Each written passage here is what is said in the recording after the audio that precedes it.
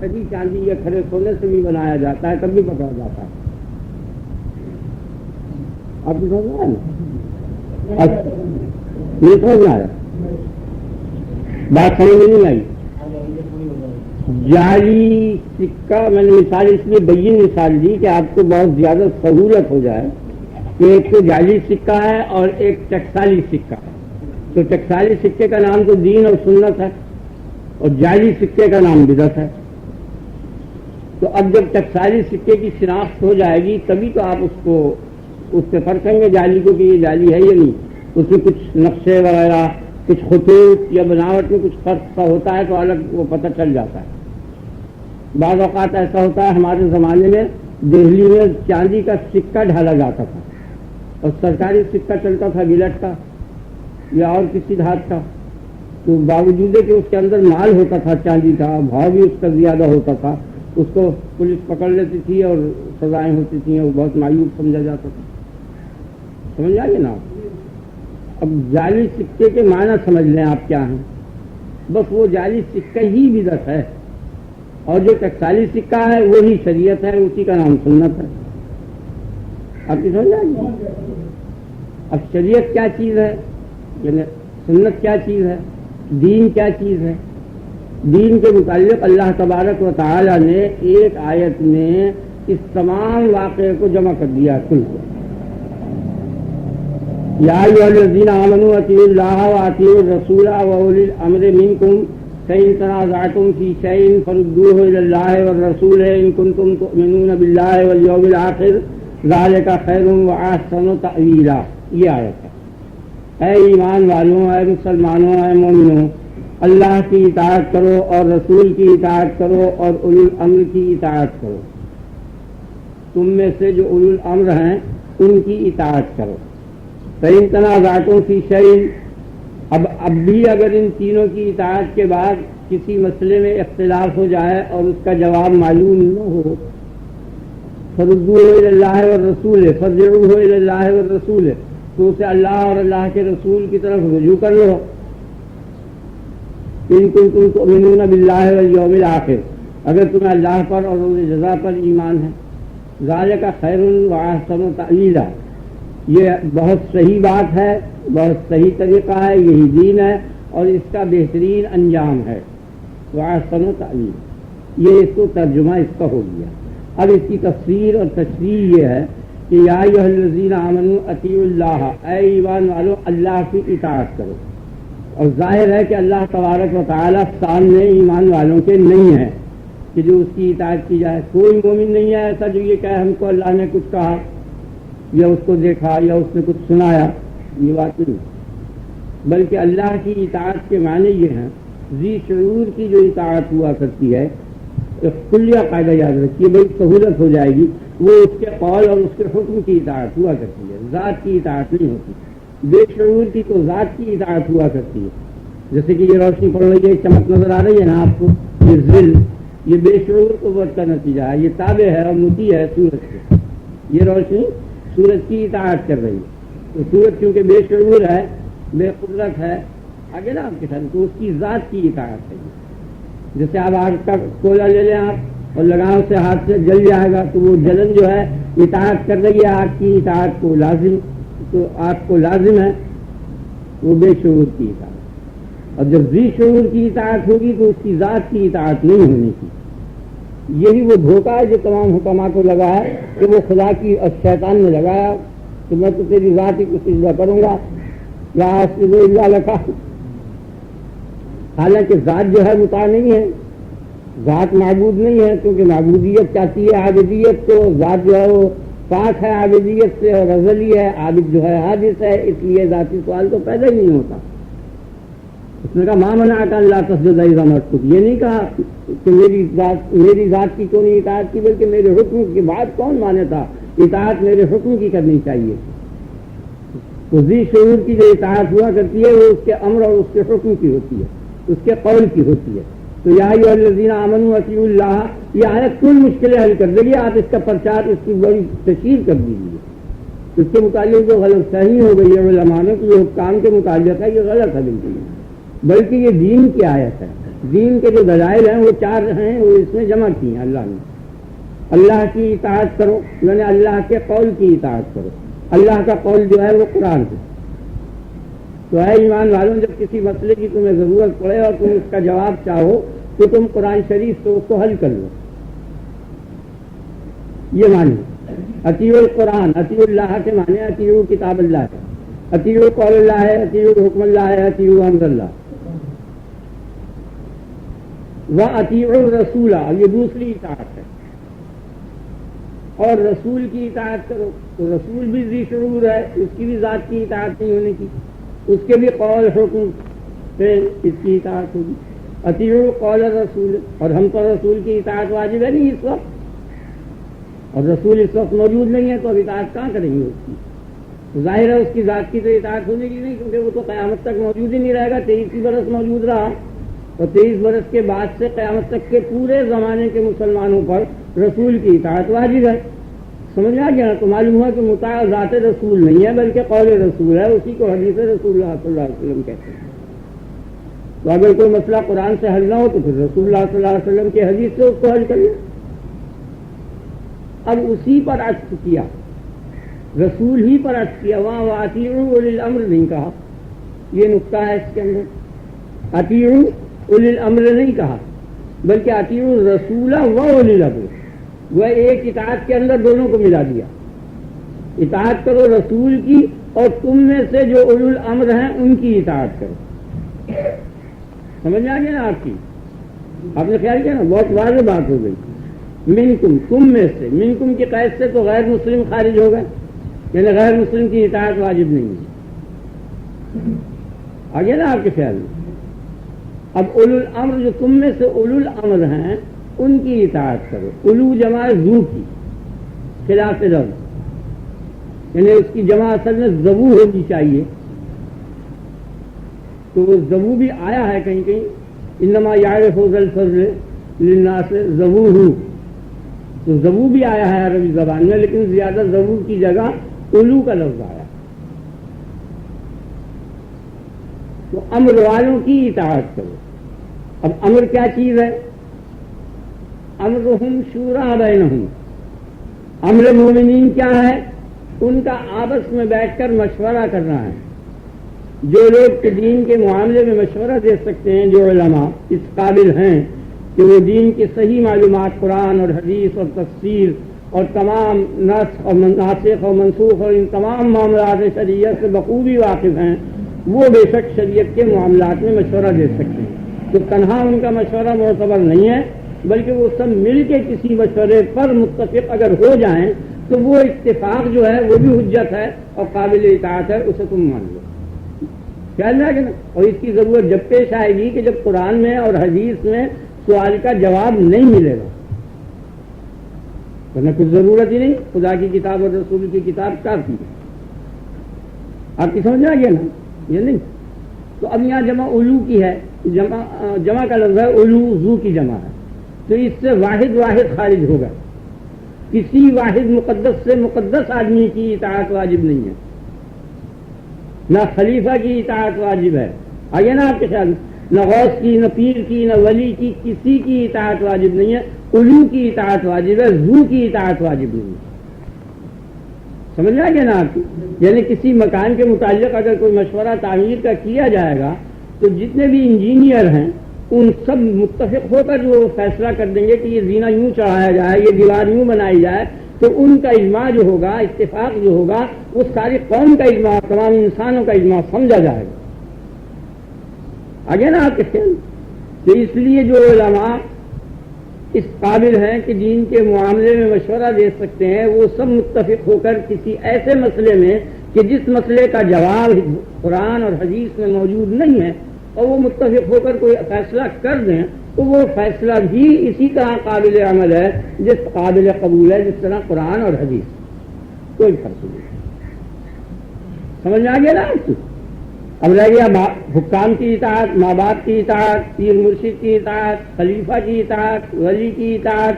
ان سب میں شرطیں لگی ہوئی ہیں کہ اگر یہ قرآن اور حدیث کے مطابق ہوگا، کیونکہ معصیت میں خلیفہ کی اطاعت واجب نہیں ہے.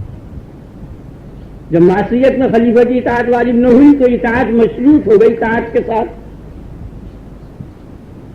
کھلی بات ہے.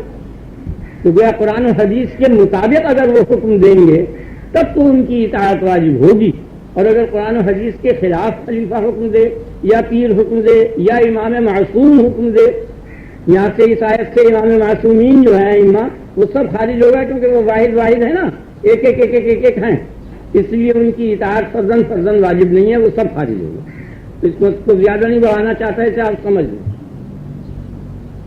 لیکن بیٹھ گئے، اور پوری قوم اگر متفق ہو جائے خواہ اس میں امام معصوم ہو یا نہ ہو یا کوئی بزرگ ہو یا نہ ہو تو وہ اتفاق معتبر ہے. آگے نا جیسے 3 صدیق اگر یہ شہادت دے دیں کہ اس شخص کو ہم نے زنا کرتے ہوئے دیکھا تو ان تینوں کے 80 کوڑے لگیں گے، اور حالانکہ وہ تینوں سچے ہیں. سمجھ میں آ گیا نا، باوجود سچے اور صدیق ہونے کے. اور 4 معمولی مسلمان کے بظاہر ان میں کوئی عیب نہ ہو، صدیق بھی نہ ہو اور ایسے بالکل فاسق یا کافر فاجر بھی نہ ہو، ان کی شہادت پر رجم کر دیا جائے گا، سزائے موت دے دی جائے گی. سمجھ آ گیا نا. تو اگر اجماع ہو جائے اور تمام قوم متفق ہو جائے، اور قوم کے متفق ہونے کے معنی یہ ہیں کہ جو حضرات یا جو علماء دین کے مسائل میں مشورہ دینے کے قابل ہیں وہ وہی ہوں گے کہ جو قرآن پر پورا عبور رکھتے ہوں گے، حدیث پر پورا عبور رکھتے ہوں گے، وہی حضرات مشورہ دے سکتے ہیں. جو لوگ عبور نہیں رکھتے وہ کیا مشورہ دیں گے؟ تو وہ سب جاننے والے مل کر یا ان کی بہت بڑی اکثریت جو تقریباً کلیت ہے وہ مل کے اگر کوئی فیصلہ کر دے گی تو وہ قابل قبول ہوگا. جیسے حضرت ابوبکر رضی اللہ عنہ کی خلافت کا مسئلہ یہ شرعی مسئلہ تھا، دینی مسئلہ تھا، سنت تھی، دین تھی، شریعت تھی. سمجھ آ گیا نا. اور اس کا نہ ذکر قرآن میں ہے نہ حدیث میں. تو اب اصحاب رسول اللہ صلی اللہ علیہ وسلم نے متفقہ طور پر ان کو خلیفہ منتخب کر لیا اور وہ خلیفہ ہو گیا. حضرت علی نے اس وقت بیعت نہیں کی تھی. وہ 1-2 فرد کا اختلاف جو ہے وہ کلیت کے خلاف نہیں ہے، اس لیے وہ معتبر اجماع. سمجھ آ گئی. اب یہاں ایک نقطے کی بات یہ سمجھنی چاہیے کہ خدا کی اطاعت میں شرط یہ ہے، قرآن کی اطاعت میں شرط یہ ہے، بلا شرط ہے، شرط نہیں ہے. یہ شرط نہیں ہے کہ عقل میں آئے تو قرآن کو مانا جائے، عقل میں نہ آئے تو نہ مانا جائے. قرآن میں جو بھی چیز ہے وہ مانی جائے گی، خواہ انسانی عقل میں آئے یا نہ آئے. خدا کی اطاعت، خدا کے قول کی اطاعت جو ہے اس میں شرط عقل کی مطابقت کی نہیں ہے. عقل کے مطابق ہو یا نہ ہو ہر صورت میں مانا جائے گا. اب اللہ تبارک و تعالیٰ نے یہ فرمایا کہ لا تقولوا لمن يقتل فی سبیل اللہ اموات، مت کہو ان لوگوں کو کہ جو راہ خدا میں قتل ہو گئے ہیں. کیا مت کہو؟ اموات، اموات جمع میت، مردے مت کہو. سمجھ آ گیا. تو یہ تو عقل چھوڑ حس کے بھی خلاف ہے، قطعی وہ مردے ہیں حس، بل احیاء، بلکہ وہ زندہ ہیں. احیاء کے معنی ہم احیاء، وہ لوگ جو راہ خدا میں قتل کر دیے گئے ہیں وہ احیاء ہیں، حی ہیں، زندہ ہیں. یہ بھی حس کے خلاف ہے، عقل کی بھی ضرورت نہیں. کیونکہ اگر وہ زندہ ہوتے تو انہیں کھانا کھلایا جاتا، پانی پلایا جاتا، پلنگ پہ لٹایا جاتا، بلکہ ان کو مردوں کی طرح زمین میں دفن کر دیا جاتا ہے. تو برابر حص اس کی شہادت دے رہی ہے کہ وہ مردے ہیں، اور یہ بالکل عقل کے خلاف ہے. لیکن اس کی اطاعت کی اور ہر مسلمان نے مان لیا، میں نے بھی مان لیا، آمنا، یہ اللہ کا کلام ہے اور حق ہے اور بالکل ٹھیک ہے، وہ زندہ. سمجھ آ گیا نا. آپ کی سمجھ آ گیا نا. یعنی عقل کی مطابقت قرآن میں شرط ہی نہیں ہے. اسی طرح سے رسول اللہ صلی اللہ علیہ وسلم کا جو فرمان ہے اس میں یہ شرط نہیں ہے کہ قرآن کے مطابق ہو یا نہ ہو. یہ نقطے کی بات ہے جو اس وقت تک صدیوں سے پوشیدہ رہی ہے، اور اس سے مسلمان کو جرأت نہیں ہوتی تھی، یا ڈرتا تھا، یا کم علمی تھی، یا ناواقفیت تھی جو اس راز کو نہیں ظاہر کرتا تھا. آپ سمجھ گئے نا. ہمت نہیں پہنچتی تھی. نہیں، یہاں بھی ایک مفتی صاحب نے ایک زمانہ ہوا کہ اسی قسم کے مضمون پر کچھ گھبراہٹ سے ظاہر کی. یعنی رسول اللہ صلی اللہ علیہ وسلم کا جو فرمان ہے اس کے لیے یہ شرط نہیں ہے. کوئی یہ نہیں پوچھ سکتا کہ آپ جو یہ بات کہہ رہے ہیں قرآن کے مطابق ہے. اگر ان کی حیات میں یہ پوچھتا کہ آپ قرآن کے مطابق کہہ رہے ہیں تو کم سے کم درجے میں فاجر اور زیادہ سے زیادہ درجے میں کافر ہو جاتا. سمجھ آ گیا. قرآن کی مطابقت شرط نہیں ہے. اس لیے کہ قرآن کو مانا گیا ہے. دلیل بھی سمجھ لیں آپ, یہ دلیل میں بھی کس کے کہنے سے مانا گیا ہے کتاب اللہ کو اور قرآن سے؟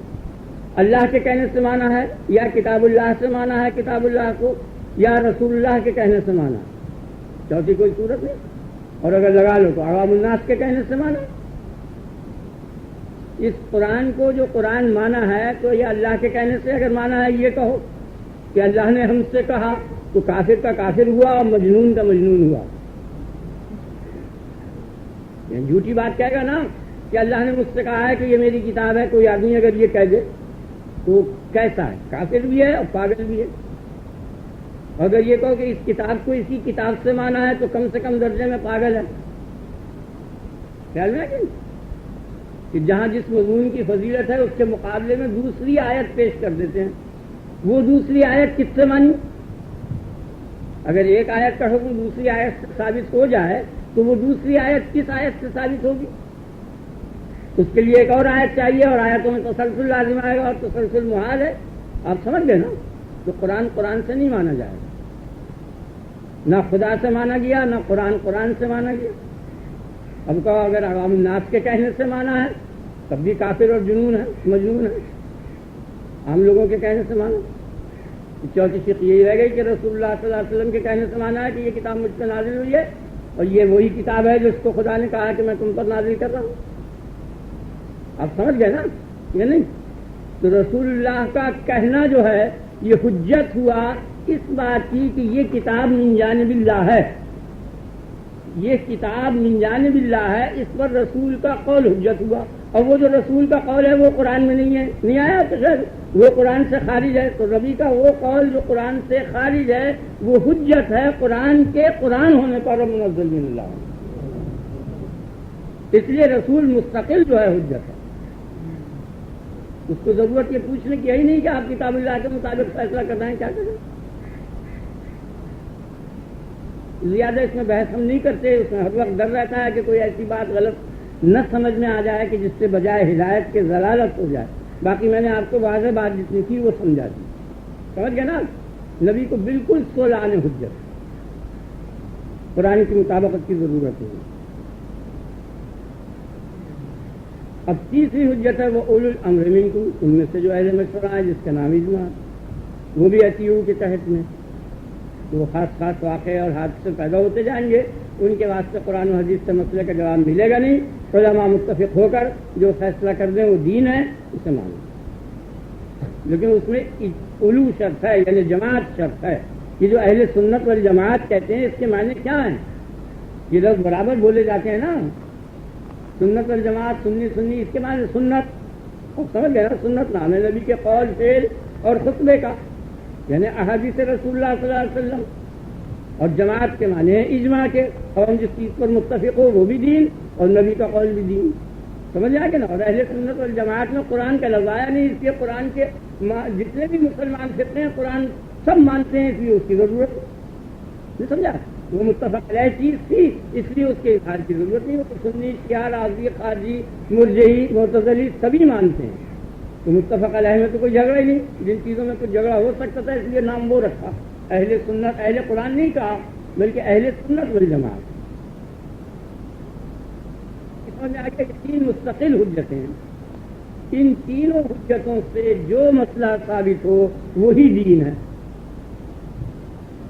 آگے آتے اب کہا فَإِن تَنَازَعْتُمْ فِي شَيْءٍ, یعنی فَإِنِ اخْتَلَفْتُمْ فِي مَسْأَلَةٍ مِنَ الْمَسَائِلِ الشَّرْعِيَّةِ, اگر کسی شرعی مسئلے میں پھر اختلاف باقی رہ جائے اور قرآن سے بھی اس کا جواب نہ ملے, حدیث سے بھی جواب نہ ملے, اور ایسے حالات ہوں کہ اجماع بھی نہ ہو سکے, تمام دنیا کے مسلمان متفق نہ ہو سکیں, یا موقع نہ ملے انہیں جمع ہونے کا, تو اب بڑی دشواری پیش آئے گی. تو اس کے لیے ایک آسان قاعدہ اس نے بتا دیا. فَإِن تَنَازَعْتُمْ فِي شَيْءٍ, اس آیت کے معنی کیا ہیں؟ فَإِنِ اخْتَلَفْتُمْ فِي شَيْءٍ مِنَ الْمَسَائِلِ فِي أَحَدٍ مِنَ الْمَسَائِلِ الشَّرْعِيَّةِ, اگر مسائل شرعیہ میں سے کسی مسئلے میں اب بھی اختلاف ہو جائے کہ اس کا کیا حکم ہے, اس کا کیا حکم نہیں ہے, تو کیا کرو؟ فَرُدُّوهُ إِلَى اللَّهِ وَالرَّسُولِ, تو اس کو رجوع کرو اللہ کی طرف یعنی اللہ کے قول یعنی قرآن کی طرف، اور رسول یعنی رسول کے قول یعنی حدیث کی طرف، قرآن اور حدیث کی طرف اس کو رجوع کرو۔ رجوع کرنے کے کیا معنی ہیں کہ جو مسئلہ تمہیں پیش آیا ہے اس سے ملتا جلتا مسئلہ تلاش کرو قرآن و حدیث میں، اور قرآن و حدیث میں اس سے ملتے جلتے مسئلے کا جو جواب ہو وہی جواب اس مسئلے کا دے دو۔ آگے نا یہ سمجھ آیا؟ جیسے چانڈو ہے، چانڈو جانتے ہیں نا آپ، مفہوم کو گھول کے وہ گھولوا پیتے ہیں، ایک گھولوا ہوتا ہے چانڈو، یہ بھنگ ہے یا ایسی چیزیں ہیں، تو اس کا ذکر قرآن و حدیث میں نہیں ہے۔ تو اب اس کی بابت سوال پیدا ہوا کہ یہ جائز ہے شرعاً یا ناجائز ہے، تو کیا کریں؟ اب قرآن میں جواب نہیں، حدیث میں جواب نہیں، اور اس اتنی بات کے پوچھنے کے لیے دنیا کے مسلمانوں کو جمع کرنے کی توفیق نہیں، استطاعت نہیں، طاقت نہیں، موقع نہیں۔ تو کہا اس سے ملتا جلتا مسئلہ، چونکہ اس میں نشہ ہے تو نشے کے مسائل کو قرآن و حدیث میں دیکھا اور اس میں سے شراب نکلی، سمجھ میں آ گیا نا کہ اس میں نشہ تھا، تو جو حکم نشے والی چیز کا قرآن نے دیا ہے وہی چیز جو غیر مذکور ہے قرآن و حدیث میں نشے والی، اس نشے والی چیز کا بھی وہی حکم ہے جو قرآن و حدیث میں۔ جس طرح شراب حرام ہے اسی طرح وہ حرام ہے، اس کو بھی حرمت کا فتویٰ دے دیا، سمجھ میں آ گیا نا۔ اور اس کام کا نام اجتہاد ہے۔ مجتہدین یہی کام کیا کرتے تھے کہ جو مسائل نہیں تھے قرآن و حدیث میں، سمجھ میں آ گیا نا، صراحتاً وہ قیاس کر کے اور اجتہاد کر کے ان کے احکام شرعی تلاش کر لیں۔ لہٰذا بھائی یہ 4 دلیلیں ہیں،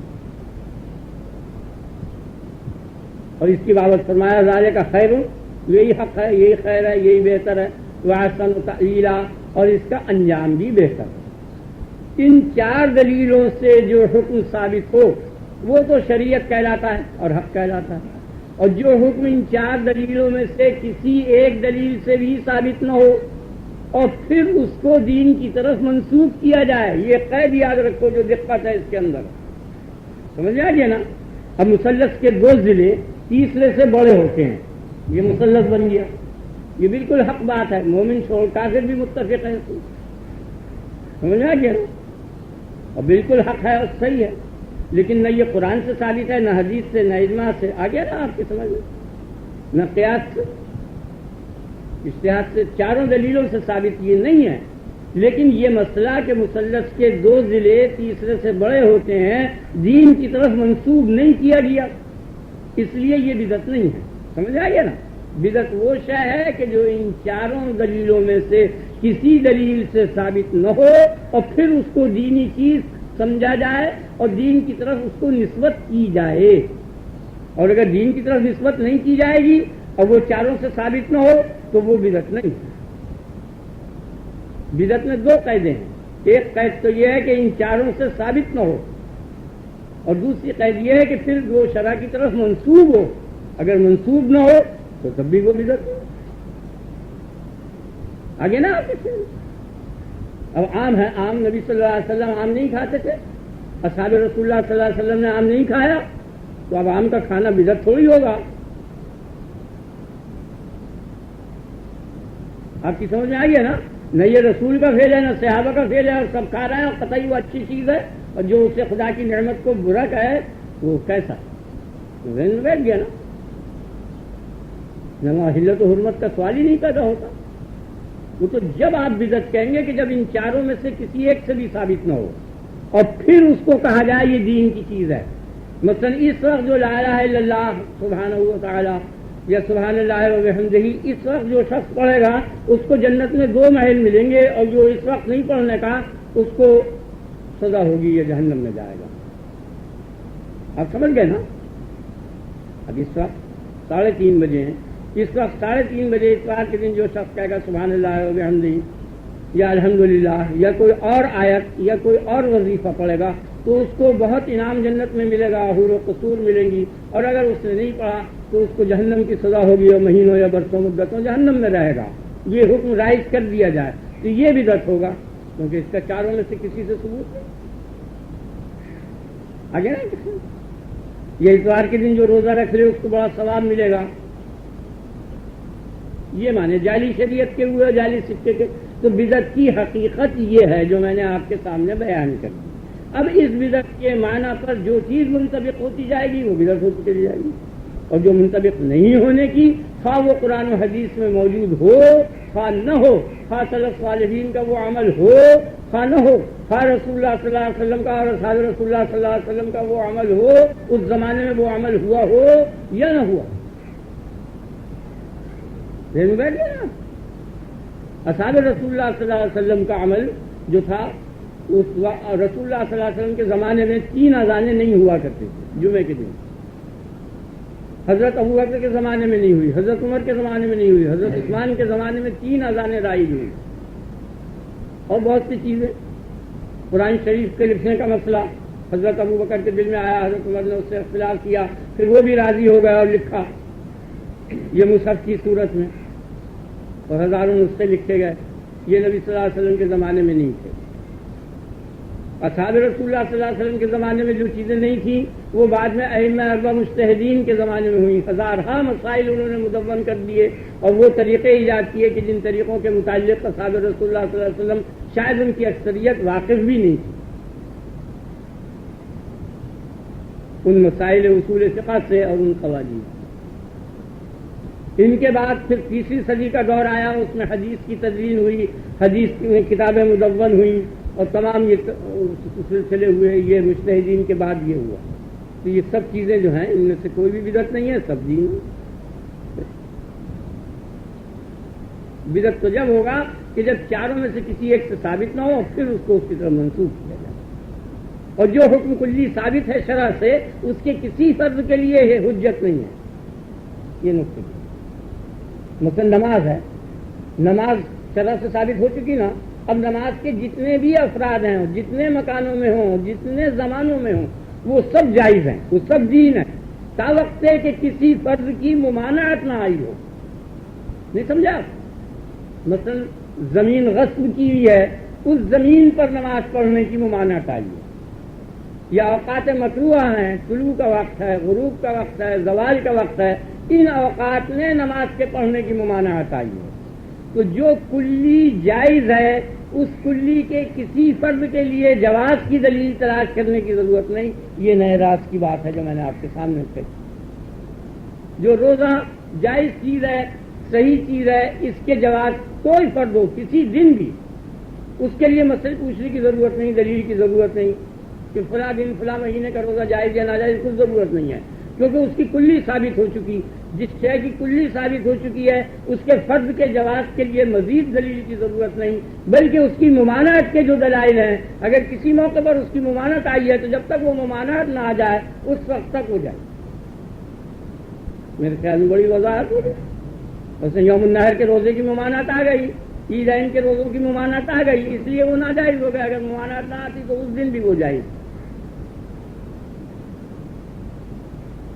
اور کہ خاص جماعت نے یا بعض بزرگوں نے یا بعض علماء نے کوئی چیز ان کے خیال میں اچھی آئی اور انہوں نے اسے اپنا لیا، اور ان کے مریدوں اور شاگردوں نے اس کو اپنا کر ایک مذہب بنا لیا، اور پھر وہ صدیوں تک رائج رہا اور وہ ایک مذہب بن کر رہ گیا، تو وہ کوئی چیز نہیں، وہ صحیح معنی میں بدعت ہے۔ خواہ اس زمانے کے لوگ بنائیں 100 200 برس کے، اور خواہ اگلے زمانے کے۔ 2ری اور 3ری صدی میں اتنے مذاہب بنے ہیں کہ اس کا اندازہ نہیں کر سکتے۔ یہ تو نیاز نظر کے مسائل 1-2 ہی یہاں رائج ہیں، آپ کو پتہ نہیں ہے اتنے کثیر مسائل جو ہیں عباسی دور میں رائج ہوئے ہیں، اور اتنی خرابیاں پیدا ہوئی ہیں کہ کچھ اندازہ نہیں۔ سدھا بدعت ہے، اور یہ تو عمل کا سلسلہ ہے، انہوں نے تو اعتقاد میں بدعتیں نکالی ہیں۔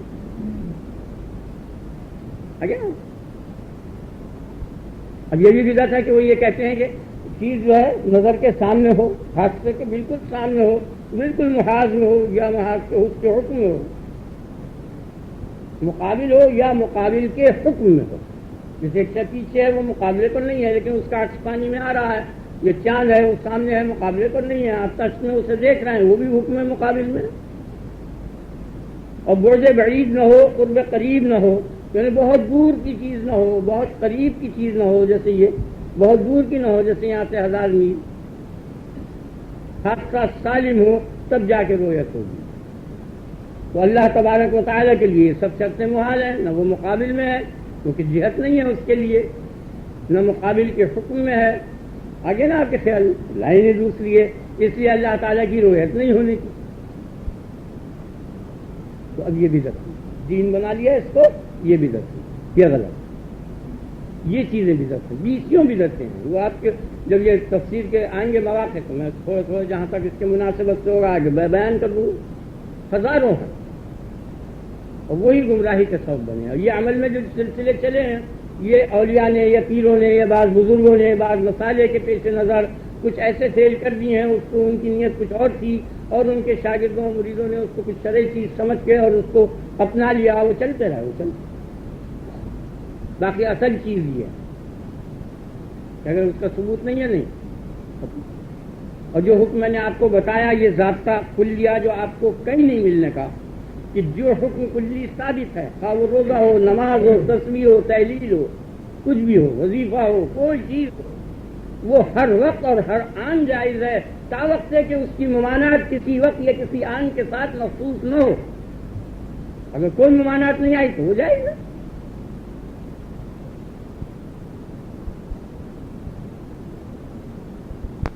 باقی اصل چیز یہ ہے کہ اگر اس کا ثبوت نہیں ہے نہیں. اور جو حکم میں نے آپ کو بتایا یہ ضابطہ کلیہ جو آپ کو کہیں نہیں ملنے کا، کہ جو حکم کلی ثابت ہے، خواہ وہ روزہ ہو، نماز ہو، تسبیح ہو، تحلیل ہو، کچھ بھی ہو، وظیفہ ہو، کوئی چیز ہو، وہ ہر وقت اور ہر آن جائز ہے، تا وقت ہے کہ اس کی ممانعت کسی وقت یا کسی آن کے ساتھ مخصوص نہ ہو.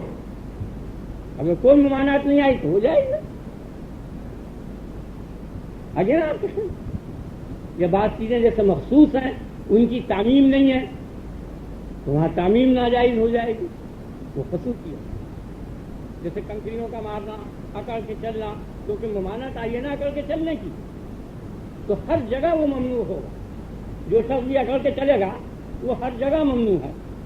لیکن ایک جگہ اس کی اجازت آ گئی ہے تو وہاں کرنا پڑے گا صفا مروا کے درمیان دوڑنے میں. یا کنکریوں کا مارنا یہ فعل عبث ہے، لغو ہے، غلط ہے، ہر جگہ اس کی ممانعت ہے. لیکن ایک جگہ استثناء کر دیا ہے. آگے نا آپ کے خیال میں کہ منہ میں شیطان کے کنکریاں مارو، ذہن میں بیٹھ گئے نا آپ کے. تو یہ ممنوعات میں اور جائزات میں دونوں میں یہی کہ کلمہ طیبہ پڑھنا ہر وقت جائز ہے، اس میں ضرورت ہے. اگر کسی خاص مقام کے لیے مخصوص کر دیا ہے ممانعات کو، وہاں نہیں ہونے کا باقی ہر وقت یہ کسی خاص وقت کے لیے یہ معنی بھی ضرورت ہے. ایصال ثواب تمام متفق علیہ مسئلہ ہے، اس لیے ہر وقت اور ہر آن کر سکتے ہیں. وقت کا تقرر اگر آپ اپنی طرف سے کریں گے تو بدعت ہوگا، اگر شریعت نے اجازت دے دی ہے تو جب بدعت ہوگا. صاف ہو گیا نا. اور ان مسائل کے الجھنے سے بہتر یہ ہے کہ اس کی سنو ہی نہیں. یہ جو آج کل کے اختلافی مسائل چل رہے ہیں ان سے تو اگر آپ ناواقف بھی ہو جائیں تو کوئی حرج نہیں ہے، کیونکہ فتنہ اور اختلاف جو ہے ان کے جاننے سے جو ہدایت ہوگی اس سے بہت زیادہ عذاب اس فتنے کا ہے جو آپس کا اختلاف ہے، شقاق ہے اور نفرت ہے اور بغض جو دو مسلمانوں میں آپس میں پیدا ہو جائے. اس سے تو یہ بہتر ہے کہ اس مسئلے سے ناواقف ہو جائیں تو اچھا ہے. ان مسائل میں مت الجھو آپ، نہ سنو بھی نہیں. جو کرتا ہے کرنے دو اس کو. اگر آپ کو یقین ہے کہ یہ غلط کر رہا ہے تب تو آپ اس کو منع کر دیں، اور جو آپ بھی شعبے میں ہیں تو خاموش ہو جائے. پتہ نہیں اللہ بہتر جانتا ہے کون حق پر. کبھی ایسا ہوتا ہے کہ جس شخص کو ہم غلط سمجھ رہے ہیں وہ حق پر ہوتا ہے، کبھی ایسا ہوتا ہے کہ جس شخص کو ہم صحیح سمجھ رہے ہیں وہ غلط ہوتا ہے. ایک بات ہم خوب سمجھ رہے ہیں کہ یہ حق پر ہیں ہم، اور پھر غور کے بعد پتہ چلتا ہے کہ وہ نہ حق تھی. ایک بات کو میں غلط سمجھتا تھا، پھر کچھ عرصے کے سوچنے کے بعد معلوم ہوا کہ وہ حق تھی. یہ اللہ کی طرف چھوڑ دینا چاہیے، اور اس کا بہتر علاج استغفار ہے اور توبہ ہے. انسان کو چاہیے کہ ہر وقت توبہ اور استغفار کرے، اور ان جزئی مسائل میں پڑھ کر اور وہ پھر انہیں جھگڑا پیدا کرا ہے ان کو تو ملانے کی کوشش کیجیے، قیمت کرنے کی. سمجھ آ گیا نہیں؟ اور یہ تان نہیں کرنا چاہیے، کسی کو بدعتی مت کہو، کسی کو وہابی مت کہو. سمجھ آ گیا؟ اعتراض نہیں کرنا چاہیے. ان کو رکھو سب باری جو نہ مانے تمہارے نزدیک نہ آنکھ پر ہوتے ہوئے اس کے لیے دعا کرو. کہ اللہ تعالیٰ تجھ کو ہدایت کرے اور رسول جنت میں کو. میرے خیال میں تو زیادہ بہتر یہی چیز ہے. اور مجھے تو یہاں تو کچھ بولا بھی ہوں کبھی کبھی، اور دلی میں تو 40 برس سے زیادہ میں نے یہ کام کرتا چلا آ رہا ہوں تقریروں کا. میں تو کبھی ان مسائل میں بحث ہی نہیں کی کسی شخص سے. مولوی محمد جوناگڑھی تھے بہت سخت قسم کے اہل حدیث، اور انہوں نے کوئی 60-70 ہزار صفحے لکھتے ہیں. تفسیر ابن کثیر کا بھی اردو میں ترجمہ کیا، 20 تفسیروں کا کیا. میں نے ان کو اس سے تصویر سے لے کے اور تمام کتابیں پڑھائی اہل حدیث. شیعہ بھی، اہل حدیث بھی، بریلوی بھی، کتنی قسم کے فرقے تھے، اور ان سب فرقے کے لوگ مجھ سے پڑھتے تھے، اور مجھ سے کوئی نہ ناراض تھا نہ جھگڑا تھا. میں اس سے اختلافی مسئلے میں بولتے ہی نہیں، کیونکہ مجھے کیا پتا ہے میں جس مسئلے پر ہوں میں اس میں نہ حق پر ہوں، میں کسی کو کیا کہتا ہوں. اگر آپ دیکھیں میں تو حد کا امکان جہاں تک مجھ سے کوئی کسی میں نے ملایا یہ لوگوں چھوٹے چھوٹے فرقوں کو. یہ فرقہ نہیں بنانا چاہیے، جھگڑنا نہیں چاہیے. یہ سب سے بدتر چیز ہے. ان الذین فرقوا دینہم وکانوا شیعا، جن لوگوں نے اپنے دین کے فرقے بنا لیے اور ٹکڑے کر دیے اور وہ ہو گئے گروہ کے گروہ. لست منہم فی شیء، تجھے ان سے کچھ سروکار نہیں. اتنی بڑی